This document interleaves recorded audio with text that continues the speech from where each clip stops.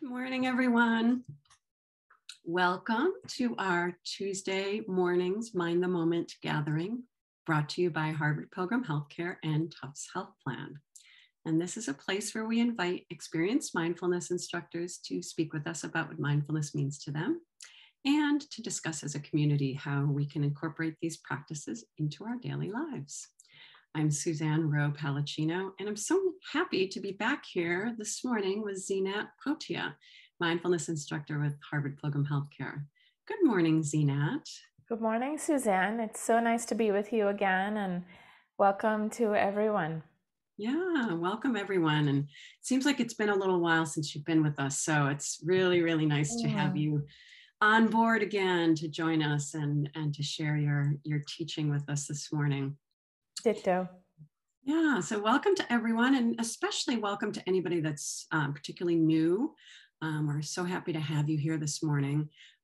Just so you know how things go in these sessions today, Zeenat will start us off with a question for the group, and then share some thoughts with us and lead us in a guided practice that's going to be at least 12 minutes or around 12 minutes. So, and she'll guide us through that practice. So anyone that's even new to meditation, no worries, we've got you covered with instruction all the way along. All right, so Zeenat, what question do you have for us this morning? So this morning, I'd like to offer a contemplation around growing or growth. We are in a growing season, at least here in the Northeast of the United States, it being spring and people's gardens are going in and things are blooming and coming forth from the ground. And in the classical texts of these teachings, there's a lot of metaphors from agriculture and from gardening. So the question to contemplate, it's twofold. What would you like to uproot? And what would you like to cultivate, or seeds that you want to plant in this season of your life? I really like the question. As I was thinking about this, I'll just jump in and just please go ahead and type in the chat, and you could just put a couple words, whatever speaks to you in the chat. But as I was sitting with this thought, I thought of uprooting, maybe just, rumination or overthinking, and just kind of letting things settle, things that are more difficult, letting them settle. And then cultivating, I've been working a lot with gratitude lately, and it's just been, a wonderful practice for me, especially first thing in the morning. So those are things that I thought of. Beautiful. Thank you, Suzanne. Yeah. I loved hearing that. And how about you, Zeenat? What speaks to you? I'm actually inspired because my response is very much reflective of what Sarah has shared in the chat. So I begin each morning with my practice of these 4 items that I want to uproot or let go of or relinquish, and they're judging mind, comparing and controlling mind, and fixing mind. So those are the very strong habitual tendencies of mind for me. And so it's a daily practice. Before I start my sitting meditation, I make the commitment to want to uproot those and really uproot, because the tendencies are so strong that you want to start with your highest intention, and then cultivating kindness, compassion, and surrendering, letting go. Yeah, that's wonderful to do that every morning too. That's really lovely. Thank you all. So inspiring. And I would encourage you, if this practice spoke to you, you can take it on. There's something about consistency and continuity with meditation and mindfulness. It really is the not so secret sauce. It's so simple, but yet tricky to put into practice. So if this spoke to you, then first thing in the morning, if you have a daily meditation practice, you can start it by just how you've shared, what you want to uproot or let go of, what you want to grow and cultivate. And it begins to kind of sink in. It's a slow thing, and we want it to be slow. It's like drip by drip, but then a daily commitment really does wonders. It does wonders, because I find I've been doing this, what I shared, for a few months now. And when I get in trouble, when I get in a pickle, because I've created the consistency and continuity of these, not always, but sometimes there is like a pocket of air, a reminder in my spacious mind, or connecting with the felt sense that helps me, that becomes a tool I can access.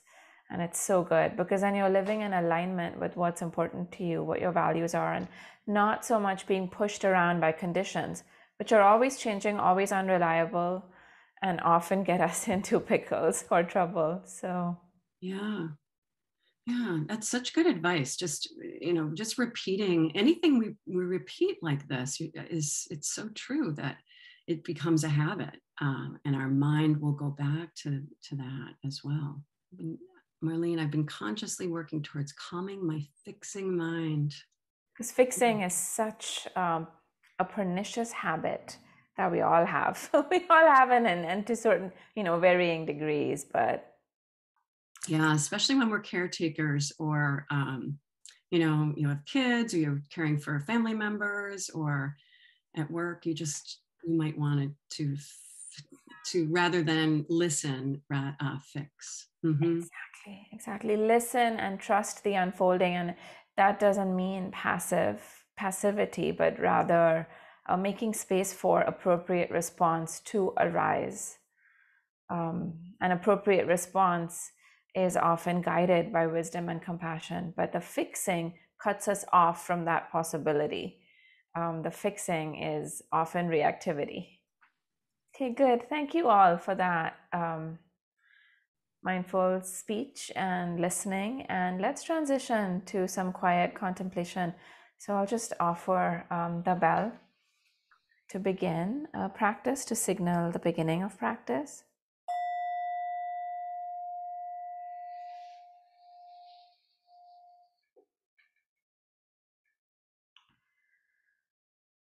And as you come into stillness, finding whatever posture is supportive for you this morning,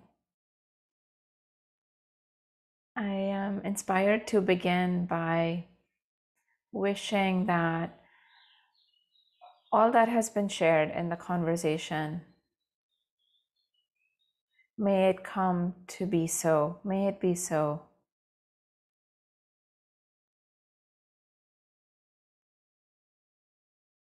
Our aspirations, our intentions are incredibly precious and valuable. They serve as guides, as wayshowers.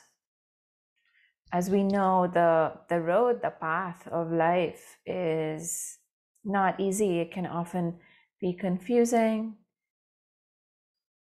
overwhelming, triggering. And so we need resources, we need support, and reminders.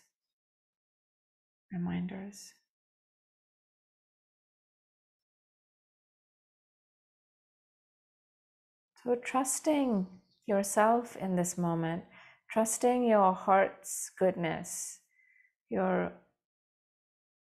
what bubbles forth when we get quiet, when we feel encouraged to share in a safe space. What emerges is the radiance of the heart.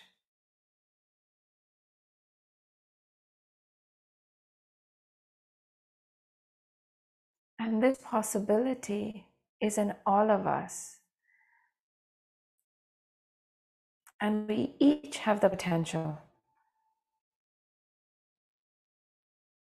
of realization, of uncovering this radiance.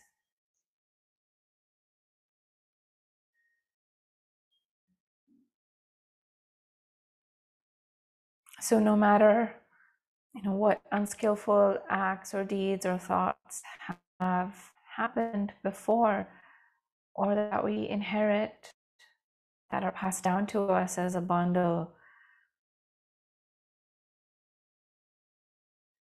they're not our fault, but they are our responsibility. And that is the promise of this path. It opens us up to the possibility of change.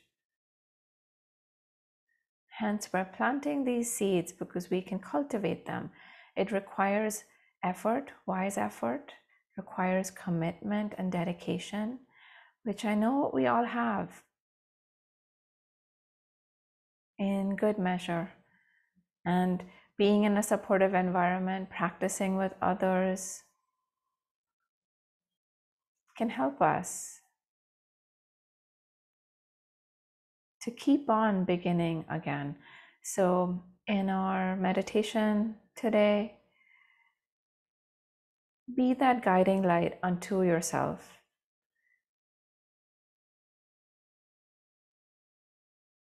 Wise effort to stay in the present moment, to have the heart, mind, body on the same plane in alignment right here and right now, in this moment.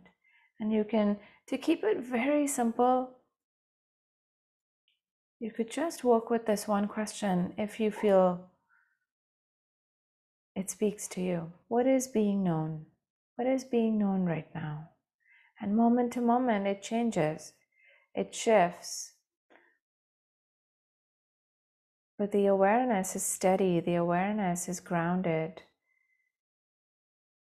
The awareness is spacious. It can behold, lightly engage with, know, directly experience.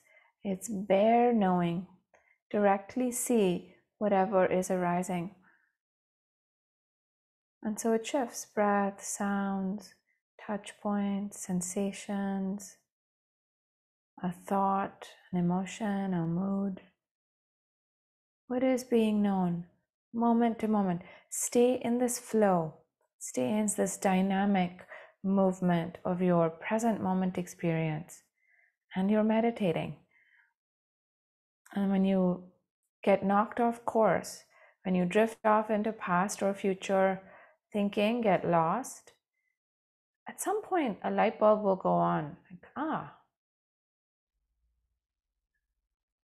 and you can pause there and gently guide yourself back with tenderness, with the values that you have planted, the seeds that you want to cultivate.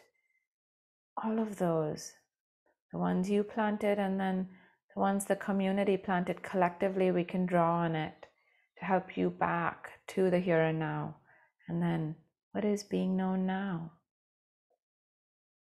We are letting go of, we're relinquishing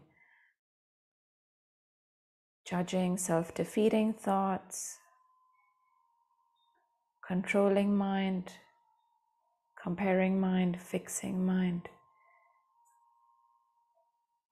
What is being known?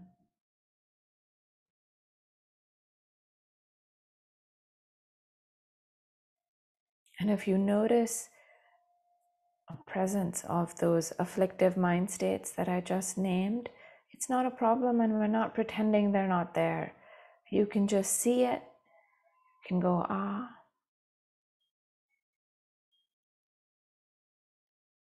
and then touch the seed of compassion, of gentleness, of softness, of patience, and begin again.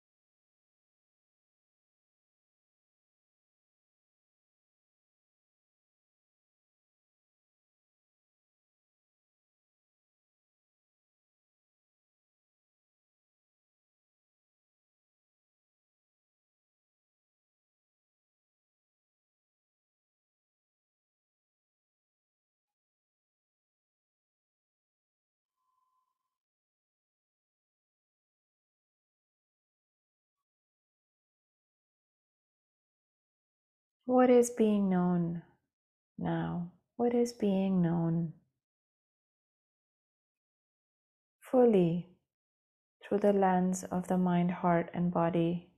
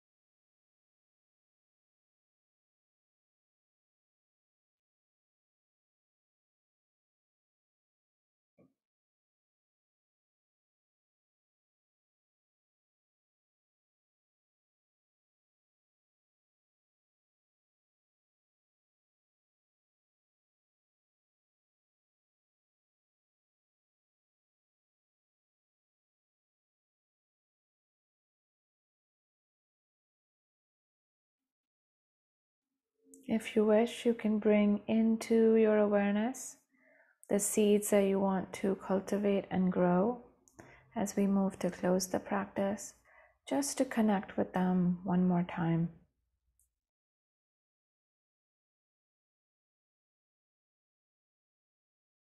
In real life, actual seeds we water and tend to, and we can do that with these aspirational seeds by giving them the gift of our awareness, shining the light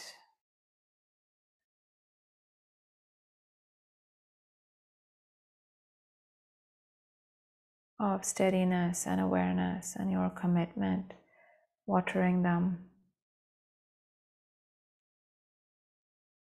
May it be so.